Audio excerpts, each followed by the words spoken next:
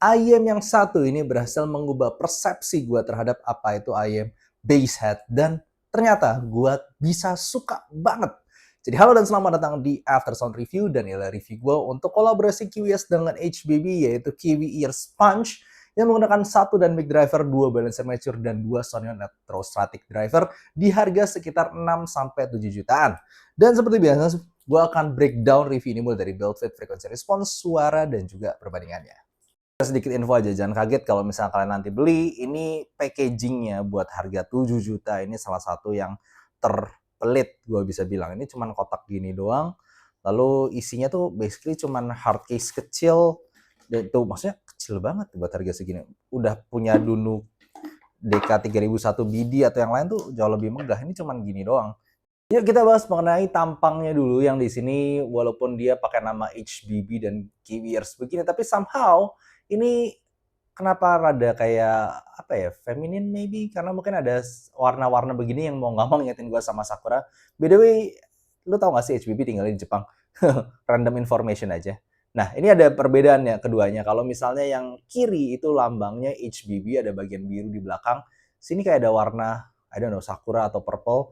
Lalu di yang kanan itu Kiwi Ears, sininya merah dan ini sama. Jadi kayak kanan kirinya itu punya estetik yang berbeda, tapi buat gue sih cukup keren. Tapi bahannya tuh ya bahan typical resin IEM pada umum. Jadi kalau misalkan udah nyoba Mangert, lalu udah nyoba Zigat ya basically segitulah rasa resinnya itu persis. Dan juga housingnya cukup besar, bagian sininya agak besar, ini sedikit rada ganggu di telinga gue bagian ininya. Kalau ear tipsnya tidak tepat, sementara itu ya tips untuk nozzle-nya sendiri seperti ini, filternya juga dari bahan metal, tapi lips-nya agak pendek ya nozzle to lips-nya ini. Jadi hati-hati juga dalam pemilihan ear tips. Kemudian untuk kabelnya menggunakan dual pin konektor, kabel bagian atas twisted, dia ada tekstur yang cukup kelihatan begini, cukup keren sih sebenarnya. Berasa kabelnya kualitasnya lumayan. Bagian bawahnya itu twisted. Dan untuk jacknya sih seperti ini. Sebenarnya kualitasnya nggak berasa super bagus, tapi berasa proper lah untuk harga 7 juta. Mungkin yang gue nggak suka adalah ear tipsnya guys. Ear tipsnya ini udah umbrellanya tebel, lalu stemnya tebel, lalu kemudian IEM-nya sendiri bagian sininya juga tebel. To be honest, gue kalau misalnya pakai ear tips bawaannya ini tersiksa. Jadi untuk review ini gue tidak bisa menggunakan ear tips bawaannya karena boro-boro dipakai lama gitu ya. Ini yang size S aja di kuping gue kesakitan gitu makanya. Jadi untuk kebanyakan review gue masih pakai coba si Dunu Candy ini yang karena bahannya jauh lebih empuk, lebih bisa masuk, lebih nyantai aja di kuping gue, nggak bikin sakit kalau misalnya gue pakai testing. Informasi tambahan juga, IEM ini punya sensitivity cuman di 98 decibel, jadi yes, pada praktisnya ini salah satu IEM yang gue perlu crank up volume cukup besar dan perlu device yang powerful juga. Jadi hati-hati kalau misalnya kalian nyetel ini, pastikan device kalian punya power yang lumayan karena dia lebih berat dibandingkan planar-planar zaman now. Entah itu semacam Timeless 2, entah itu Kiwi Aether sendiri, ini berasa lebih berat. Jadi ya persiapkan device kalian, kalau nggak dynamics hentakannya itu mungkin kerasa lebih lemes. Sebenarnya mengenai fit ini bukanlah hal yang gue bisa unggulkan dari Kiwi Sponge ini. Karena bukan cuma bodinya yang besar, tapi juga ada bagian yang menonjol sini yang bikin gue nggak enak. Jadi, dan ear tips bawaannya itu tebel banget, mau itu stem ataupun bagian umbrellanya, sampai gue nggak bisa pakai ear tips bawaan sama sekali. Gue harus cari-cari, dan sekarang kayaknya ya, gue paling cocok sama Dunu Candy ini. Tapi gue sendiri masih mencoba banyak ear tips gue. Tapi so far Dunu Candy ini yang gue bisa dapetin cukup stabil di kuping gue. Bass hentakannya dapet, tapi vokalnya tetap clear. Dan ya gue bisa lumayan lama pakai ini. Tapi jujur aja ini bukanlah sesuatu yang enak-enak banget. Karena kalian bisa lihat, dia tuh termasuknya cukup besar. Cukup menonjol. Sebenarnya kabelnya no problem. Kabelnya oke. Dia cukup lentur dan gampang. Kalau bisa dibawa-bawa itu nggak berasa mikrofonik ataupun jalan-jalan tetap stabil, cuman besar dari housingnya aja sama bagian bawahnya ini yang kadang lumayan mengganggu, kayak nyentuh gitu, kerasa kayak kuping gue lagi pakai suatu IEM yang besar. Nah, membahas suaranya, lihat frequency response dan tonality-nya yang wow. Maksudnya kita lihat by frequency response dari upper mid range to treble area, bahkan dari mid range to treble overall, itu bisa dikategorikan sebagai netral sebenarnya. Apalagi dia cukup mengikuti garis IF Neutral 2023. Jadi vocal to treble-nya itu bisa balance banget. tapi dan juga treble-nya bisa nyampe tinggi dan cukup linear, tidak ada kehilangan frekuensi yang gimana-gimana, tapi bass-nya dinaikin banget. Tush! Bass-nya di atas 10 desibel. Bass boost-nya itu. Jadi sebenarnya vokal to treble-nya itu netral, bisa dibilang cukup netral kalau kalian patokannya AFD 2023 ya. Cuman bass-nya itu yang digedein banget. Nah, jadi kayak itu yang gua rasa di sini. Gampang ya, dia neutral with bass boost, vokal treble clear, balance, jelas, nggak ada frekuensi yang hilang, ada sampai tinggi dapat, tapi tiba-tiba ada bass subwoofer. Dum, dum. Nah, itu yang gua, wih, ternyata bisa begini. Bass-bassnya dulu, dia menggunakan 10 mm dynamic driver di sini dan berasa ini adalah bass dengan dentuman dan kedalaman yang mantap. Jadi lu berasa kayak physicalnya gitu. Gue dengerin lagu EDM Mountains by Blue Jonas ya. Itu waktu dek itu bener-bener bisa dalam kayak jatuhin sesuatu yang gede gitu. Jadi buat lagu EDM, buat lagu pop, buat lagu rock jadul bahkan, ini kayak mendatangkan sesuatu bass yang asik banget. Bikin ada kayak atmosfer yang berbeda di sini karena fun dari bassnya itu yang bisa dalam, menghentak, dan benar-benar gede gitu. Bassnya mantep. Dan juga untuk lagu-lagu yang mungkin kayak lagu kuno gitu. Maksudnya lagu-lagu yang jadul itu kan biasa rekaman bassnya nggak terlalu gede. Di sini bisa jadi megah. Gue dengerin lagunya Mr. Big, lalu gue dengerin lagu Bon Jovi. Itu jadi lebih asik daripada biasanya. Vocal to treble-nya gue emang cari yang cukup balance, karena gue dengerin lagu kayak gitu juga gigitannya dapet, lalu treble juga dapet. Tapi kali ini ada tambahan bass yang biasanya jarang ada di ayam-ayam kesukaan gue buat dengerin lagu-lagu begini. Nah, memang gue harus akuin, untuk kalau dengerin lagu yang metal, misal yang butuh kecepatan tinggi banget, di sini mungkin bassnya bukanlah yang ideal, masih agak keteteran.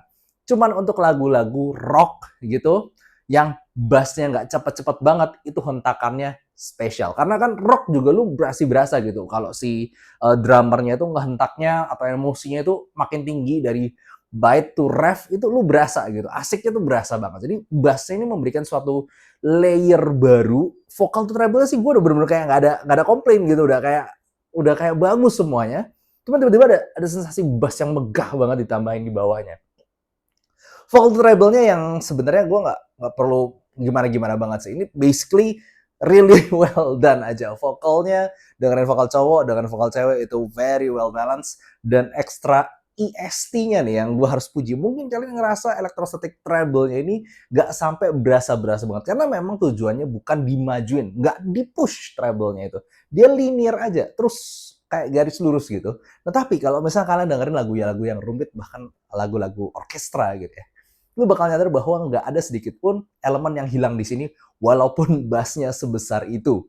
Jadinya kayak kicirikat atau treble yang atau gimana yang di ujung gitu dari violin, ataupun ada misalnya horn instrumen, itu kayak semuanya tuh berasa airiness-nya berasa. Bahkan gini loh, kalau misalnya ayam bass head pada umumnya, gue nggak bisa dengerin lagu-lagu Lindsey Stirling karena gue kan biasa fokus ke treble-nya, bass-nya itu gue nggak peduli. Kali ini gue bisa, karena vocal to treble instrumennya itu juga dari area mid range to treble, itu semuanya tuh berasa detail, airiness-nya dapat, gigitnya dapat, clarity-nya dapat. Tapi kalian ada tambahan bass yang biasanya nggak ada dari yang gue biasa denger gitu. Beda maksudnya kalau gue dengerin kayak KKZ HBB Khan ataupun Hades gitu, itu kan vocal to treble-nya ya apa adanya gitu maksudnya. Kali ini vocal to treble tuh bagus banget, tapi ada bass yang gede banget. Jadi gitu loh yang bikin gue ngerasa ini spesial banget.